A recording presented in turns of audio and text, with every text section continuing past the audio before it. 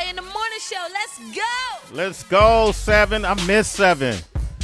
I miss Seven. Give her a round of applause. Shout out to Seven, man. I like that, man. Seven, incredible artist. You know, it's funny. We've been talking about these producer battles. We've been seeing DJs. We do our bedroom bars battles on my IG Live and songwriter battles between Sean Garrett and The Dream. But you could put Seven. I like to see some female writers be. Candy Burris, Seven, Sway. Of course, you can't forget about Missy Elliott. Her pen game is just absolutely crazy, and all that she's been able to do. It's just a lot of females out here that write, man, and you're right. They just don't get enough of that love, man.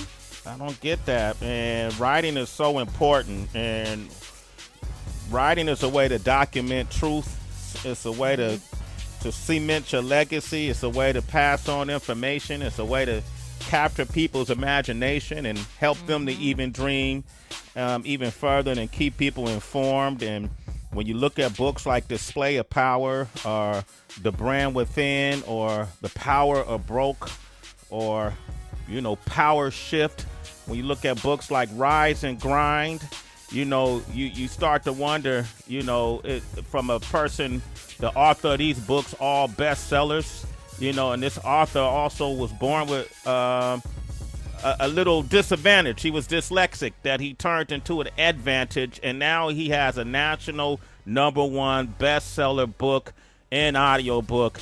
And a friend of the show, you know him from FUBU, you know him from Shark Tank, but you know him as an author and as a motivational speaker, and he's back on the show to celebrate that. The one and only Daymond John is on the line with us right now. Man, D. Thank you, man. How you doing? Oh, man, I'm grateful.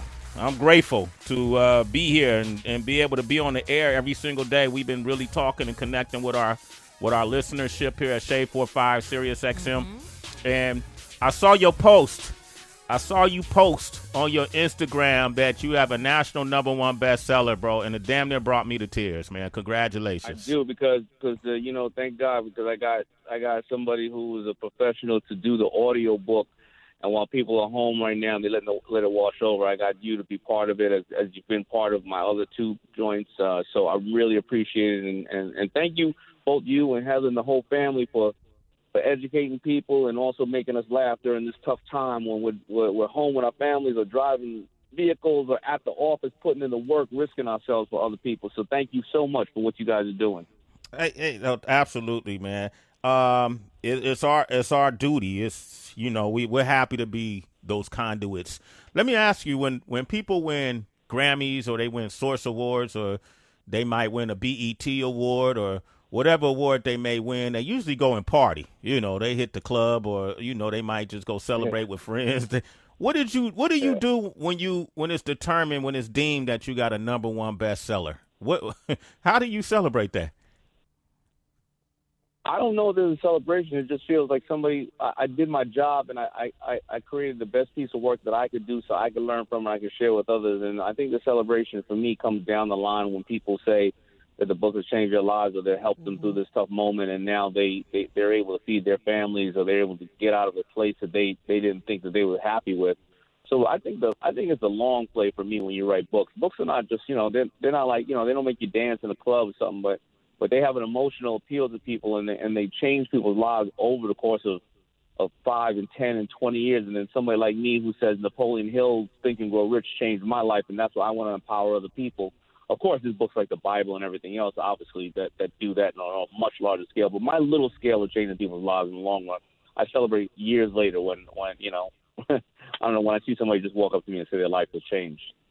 How is it a book is determined a bestseller? What is the criteria? It's how many were sold over the course of probably a month or that month. Or there's weekly lists, and then there's monthly lists, and there's yearly lists. I mean, some books are still, look at Malcolm Gladwell. Those books, he's still on the bestsellers list, and some of those books are 10, 20 years, 30 years old. Some books are 50 years old. But normally right now in the way that people consuming content, books are normally, really listed for the first week or monthly, monthly. Okay, so Heather has written hit songs and and put out some incredible music in the past. and Heather, you'll probably get success, and it'll motivate you to write another song. Daymond, are you motivated to write another book yet? Or are you gonna let this one breathe? I'm gonna let that one breathe. I'm not, it was really challenging, as you know, because I didn't read the audio. I was on the audio here and there, but I needed somebody who could read it because I'm dyslexic. And writing 3 books in 5 years, being dyslexic, is extremely challenging. And I only write books. I don't write books to write them. I don't need, no disrespect, but I don't need more fame. I'm on CNBC like the damn Kardashians of CNBC. I'm on there 60 times a week, right? So people kind of know who I am already. So the vanity thing is not a part of it. It's about when I'm out there and I find that people are suffering and or they need knowledge and they're getting the wrong information from people on Instagram or social media because everybody's showing you their sizzle reel and not their blooper reel. When I want to make it the ugly, hard truth of what you got to do to be successful, that's why I write the book. So right now, the Powershift book is, I think, needed for this time in our lives when a lot of people feel like power was taken away from them. They're lost, and everybody's feeling lost and confused to some extent. So I think this book is really important for this time because it has a lot of subjects and people in there and things that you can do today to change your life for tomorrow. So you're never I'm not going to say caught off guard because we're all caught off guard like this right now. But, because I went through the 98 crash and because I went through the 2000 dot-com bubble crash and 9/11 and 2008, all these type of crashes or challenges came around and prepared me for what's happening today. And in 5 and 10 years from now, there's going to be something else like that. So I'm always better equipped, and that's why I wrote this book, for people to be better equipped than those who don't know what's going on.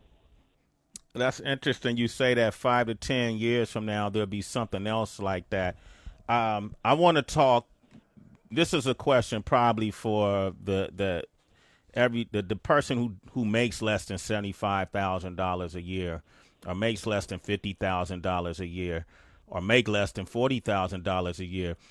We had a young lady call up today. I believe her name was it Roxanne? Heather, the woman, Roxanne, and she just lost her job because of this economic state. She has a special needs child, a son who has sickle cell, and she's having a hard time trying to get blood transfusions. Yeah, and she doesn't have resources. What advice would you give to people who are losing their jobs right now in terms of resources, how to manage money or divvy out money if you can? I know everybody's situation is their own, but is there a general stroke you could give folks that, like, right now, this is what you could focus on, and maybe you might want to think about this or that? Yeah, it's hard to give general advice. I mean, obviously, the first thing to do is if, you're in a job and they're deciding to cut back, number one, how can you fill in 2 and 3 positions and be that rock star to say, I was trying to get you to do this and you guys weren't doing it, but now let's try this. I mean, because me as a boss, I hire what I think are smarter people than me. So I reached into my staff and said, I want you to come up with what we haven't been doing and where we need to go, because you think like entrepreneurs. And believe it or not, some of the youngest talent and the smartest talent were the kids who were really young and some of the seniors who said we weren't doing that stuff. So number one, do that. Number two is, I'm not your financial advisor, but nobody should be getting paid. You can't pay your rent. You can't pay anything else. They cannot evict you right now. They're moving taxes for another 90 days. I think they're going to move them for 180 days, and your money needs to go for the better use of your family. Landlords and those people, they're more likely in a position that they can, write down some of the costs of the losses and stuff like that. But and again, I'm not your financial advisor, but a lot of credit issues are going to be resolved and or forgived, and some money's going to come out and then turn into grants. But I personally would get as small as I can and just take care of my family, because who cares if you have credit or anything else if you can't eat or your child can't get to the hospital, right, which is challenging. Also, how are you going to now go into a new area of business where you're self-sufficient? So you got a lot of people out here, people who are workout people and stuff like that, and there's a lot of people who have small stores and businesses, and they have inventory they can't move anymore because nobody's walking by the stores. So if I was a fitness person, I'd say, listen, you're selling that suit for whatever, $30, those workout clothes. Give it to me for $10, $20. I'm not going to buy it, but I'm going to refer it to my customers and give me a percentage off the sales. If you're out there on social media heavy. But also, like I put in my book, Sway, which the woman named Crystal, who became a virtual assistant. Everybody in this world now is going virtual. So if you are somebody who is a designer or a bookkeeper or an executive assistant or whatever the case is, how do you get on platforms where you can add virtual assistants to people? I happen to use a platform called Belay, Belay. They have thousands of people who are in America who are virtual assistants. And last but not least, and again, this is all hard. This is all hard to give a general conversation with, but reach out to people and ask them if they need help with what they're going through and how can you work with them. Every single person right now in the world is trying to figure out what the hell to do. It wasn't like 4 weeks ago when you reach out to somebody, they're playing fly, and they're like, yo, my business is doing good. I don't really need no help. Everybody is trying to change their businesses, and there's a lot of opportunity out there. And those are just the best things I can say because, honestly, those are exactly what I'm personally doing myself. So I'm just giving people advice on what they should try to look at to find opportunity. Okay. Daymond John is here. I want to open up the phone lines. We could come back with more questions for Tracy and Heather as well.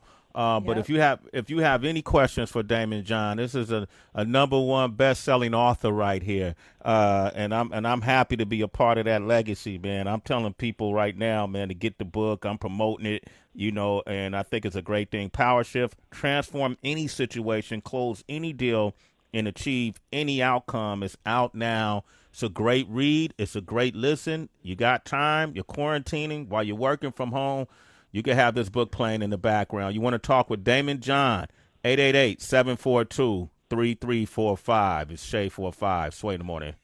If you have ever been dragged into a negotiation with your 3-year-old daughter, you probably have some idea of how that opening scene shook out. Far as I know, there's no photographic evidence of me wearing that princess tiara, so I'll just leave it at that. This much is clear. Right now, in our family, Minka's got power. Minka's figured out what works all on her own.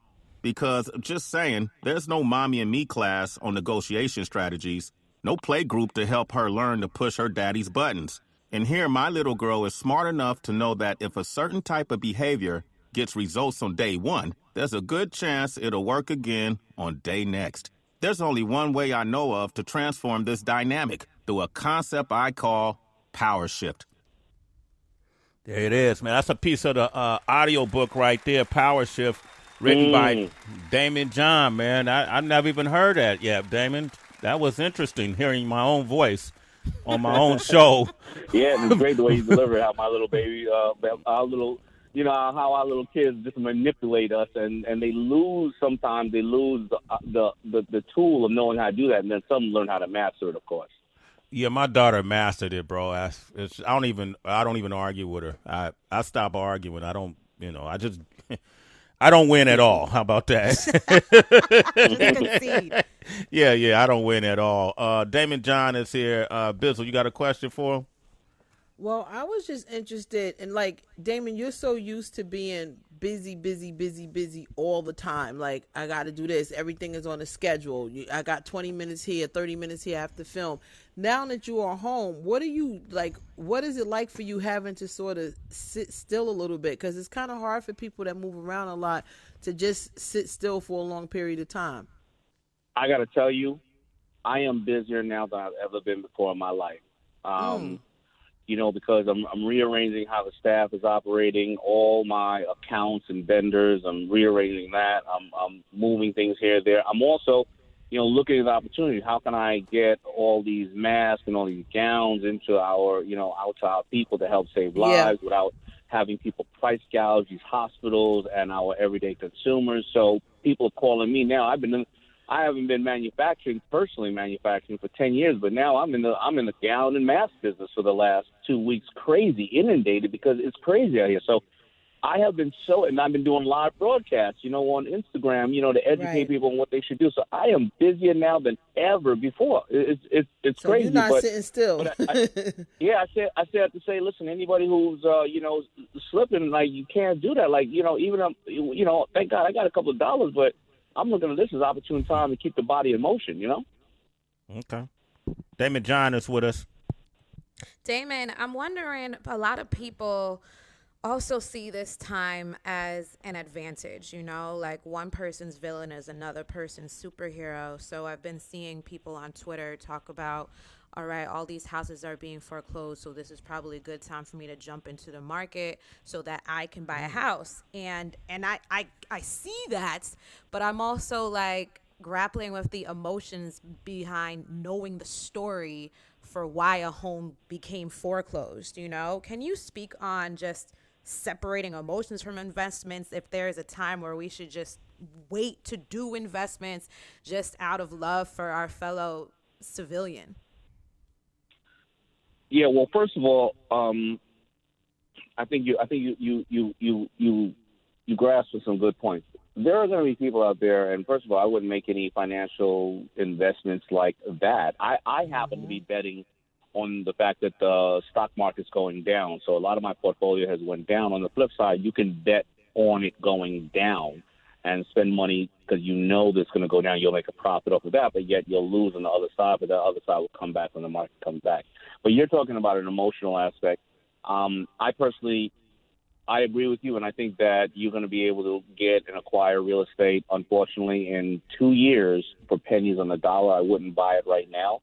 But in the event you are buying it, yeah, I don't think you should foreclose on people and things of that nature. There's ways to get it from the bank because the bank is already going to have a massive amount of inventory, and you're not going to know the story where that came from. Also, there are going to be people that you can loan them money in with options to buy to get them over the bridge and then buy the house later on. And sometimes you're doing it in a very beneficial way. When somebody's like, I'm about to lose the house, but if you can then, give me money with options to buy in 2 years, 5 years, I'll either pay you interest on your money or I will, sell you the house. But I don't want to move right now because obviously I'd be homeless right now because I wouldn't know where I would go. There's a lot of ways to do it where both parties benefit. I just don't think we should be exploiting anybody at all. Word up. That was great. Thank you. Daymond John is on the line with us. He's the author of the best-selling book and audiobook, Powershift. You can catch me reading the audiobook, so go ahead and download that as much as you can. You have any questions for him? We're going to go real fast. Quick question, quick answer. Frames in Virginia, good morning. How are you? It's Frames, y'all. Yo, Frames. Good morning. What's good? What's up? I'm just chilling. Real quick, I want to say I keep hearing about the book, and I plan on going right now and getting the book off the audio copy. So, thank you, brother. But I wanted to ask, what might be your best piece of advice right now for me? So I host a podcast called The Frame Show, and for marketing and branding, right? Just during this time of everybody being home and being online. Well, listen, I'm the dumbest person in the room when it comes to this conversation. You got legendary broadcasters and artists and people who've been doing this communication for 20 years or more. So you should be really asking that to everybody else. But I'll let you know that collaboration is probably the best because what you do is you share your audience with other people. So if you have something of worth value, how can you go on to other people's podcasts or IG Lives and stuff like that and borrow their audience, bring them over to you, as well as if you have an audience that you have, how do you recommend them to other people? I mean, that's what, social networking was before there was social media, and that's what social media is now, retweeting, regramming, or borrowing somebody's audience and bringing them value and letting them highlight you, put them on your stage. I mean, that's all I'm doing right now. Because I have a relationship with Sway and the family, they allow me to share my knowledge to then empower their audience further, and hopefully a little bit of their audience will then value me, and I share my audience with them. And that's what you really need to do. But again, I'm the dumbest person on this phone on this broadcast right now when it comes to that. I think some other I'll big chime in real quick. I know we all got something to say, so I'll add another thing to it is the content. Make sure the content that you're offering to the public is distinguishable from everybody else's. What is it that you're talking about on your podcast that I'm going to learn something different than anywhere else I'm going to go? I'm going to be entertained in a way differently than anywhere else I'm going to go. I find that it's a really saturation of podcasts of people who are having redundant conversations, and the approach is also redundant. So you might not have the advantages in Virginia as someone else in a bigger market. So make sure whatever it is you're doing is unique in your approach and definitely your content. Tracy and Heather, y'all want to add to it, feel free.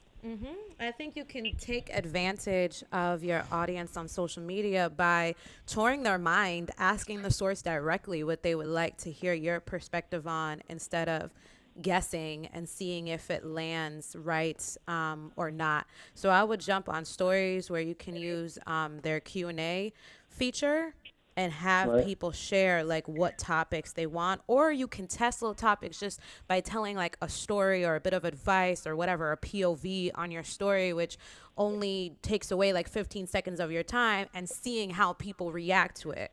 But I think you can use your feed with your caption and your stories to test the temperature on some of the subject matter and then see if it's enough to add more width for a full podcast episode. Cool, All right. Cool.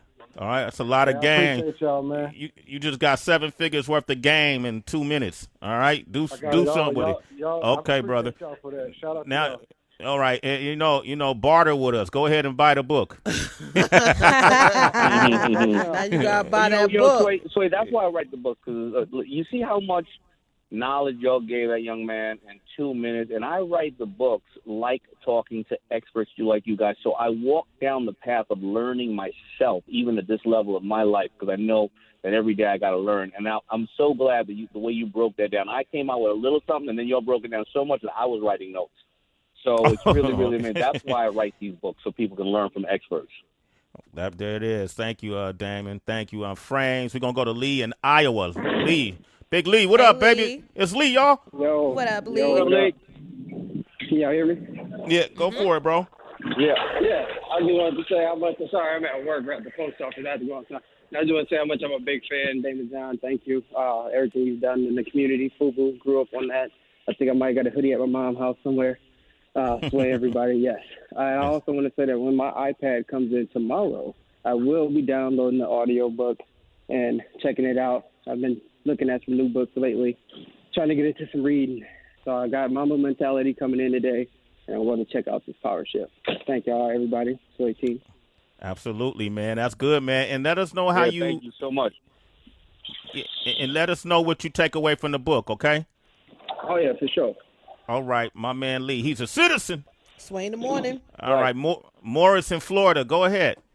Yep. What's going on, everybody? How y'all doing? Doing great. It's Morris, y'all. Hey, Morris.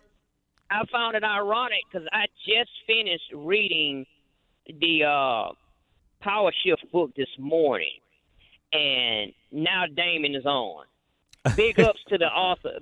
Big ups to the narrator as well, Sway. You did an awesome job. Thank you, Morris. I appreciate that. Hey, give us your honest feedback, your honest opinion.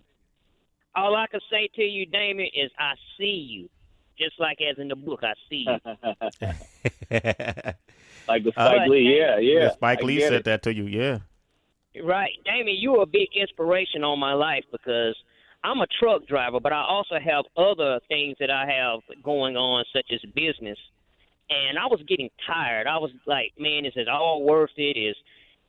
I didn't know it was going to take up this much time. And then when I read Rise and Grind, and you were speaking about how a lot of times it takes dedication. A lot of times you're not going to have a lot of free time. And I thank you for dropping that jewel on me through that book. Oh, it's my pleasure. Thank you for supporting all the books. I'm glad that you're getting the knowledge that you need, and it's absolutely amazing. You know, and then it's interesting, Morris, like when you read Daymond's book, it's such a you once you pick it up, you can't kind of put it down. If you put it down, it's like watching. I just finished watching Ozark, the series on Netflix. And, yeah, right. and I got mad because I was getting sleepy and couldn't finish it in one night. And as soon as I woke up, the next day, I went straight back to it. And that's how Daymond. That's how your books read. It's like, damn it, I'm too sleepy to comprehend at this point, so I got to get some rest and come back to it. And I say that to the citizens, man, get the book. Get the book. Y'all got to get the book. Get that book. Get all the books. Get Power Broke, Powershift, and Rise and Grind. You know what? Thank you, man. I like writing them like we sitting on the corner or we sitting in our living room and we just chopping it up, right? Because a lot of these books are so intimidating with these big ways that people are saying in big words. I'm Listen, man, I'm a dyslexic little brown boy that, never went to college, barely even made out of high school. I'm going to kick it with you like we're just kicking it here and hopefully get that knowledge out to you in a very simplistic way that you can take it and use it for yourself, Absolutely. Thank you, Morris. You're a citizen. And then, all right. My man, Morris. Daymond, I want to thank you for calling in this morning. Let's keep getting it, man. I'm ready for the next venture we have. And I appreciate you giving me opportunities like this, bro. I really do. Thank you so much, man. Thank you all. And again, thank you to all the people who just called in from the post office, postal worker, from the truck drivers out there taking care of us out there. And thank you, Sway and the family, man, for, educating us and letting our day go by a little faster with this crazy time, man. So I love you all, and I appreciate you. Love you too, bro. That's Daymond John. Too. Big round of applause for him, man. Powershift. Get the book, get the audio book in your quarantine. Boy.